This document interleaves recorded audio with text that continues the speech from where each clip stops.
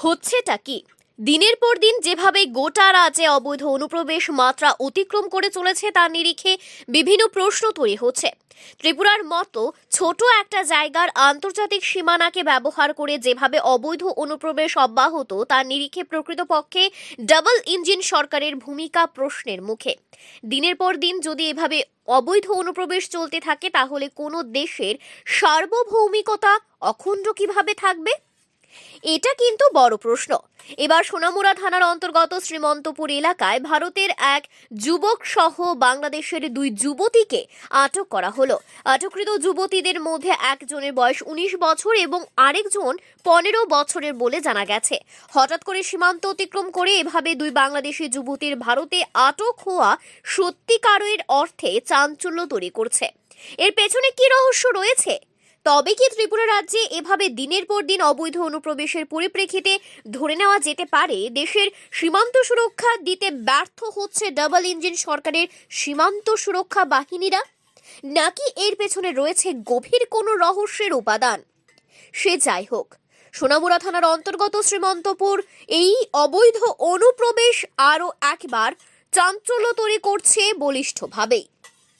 Bureau report, Tripura news Bangla.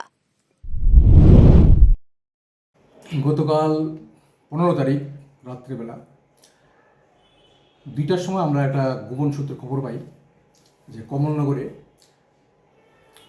3জন লোক, suspected 3জন লোক ঘোরাফেরা করতেছে, তো পাবলিক ডিটেইন করছে। ঠিক আছে, তো সেই অনুসারে আমাদের থানার সাব ইন্সপেক্টর তপন দাস ওইখানে গেছে এবং ওইখানে গিয়ে সেরা 3জন লোকেরই ডিটেইন করে থানাতে নিয়ে আসে। এর মধ্যে দেখা গেছে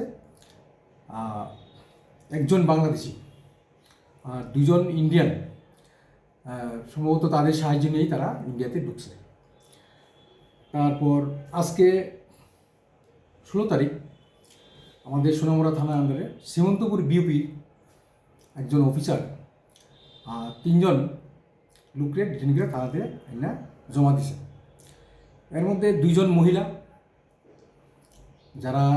যাদের পরিচয় জানা গেছে বাংলাদেশি, আর একজন পুরুষ লোক যে ইন্ডিয়ান, সোনামুড়া এরিয়াতে তার বাড়ি।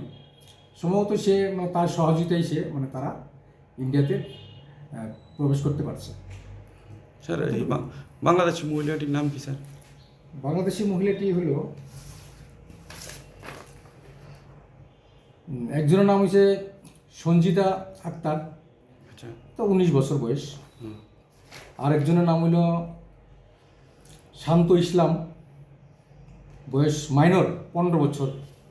আর ইন্ডিয়ান যেটা ওটা স্যার? ইন্ডিয়ান যে ছেলেটা যুক্ত ছিল তার নাম হচ্ছে রাজিকুল ইসলাম, হের বাড়ি সোনামুড়া দুর্গাপুর এরিয়াতে। আচ্ছা, এদের কি স্যার আজকে কোর্টে উঠানো হবে স্যার? গতকালকে যে লোকগুলাকে কমলনগর থেকে আনা হয়েছিল তাদেরকে ইন্ডিয়ান এবং বাংলাদেশি সবাইকে আইন অনুসারে কেস রেজিস্টার হয়েছে এবং তাদেরকে কোর্টে ফরওয়ার্ড করা হয়েছে। এবং আজকে বিএসএফ যে সমস্ত লোকগুলাকে আমাদের কাছে হ্যান্ড ওভার করছে, বাংলাদেশি 2টা মেয়ে এবং একটা ইন্ডিয়ান ছেলে, তাদেরকেও যথারীতি আমাদের কেস রেজিস্টার হয়েছে এবং তাদেরকে কোর্টে ফরওয়ার্ড করা হবে।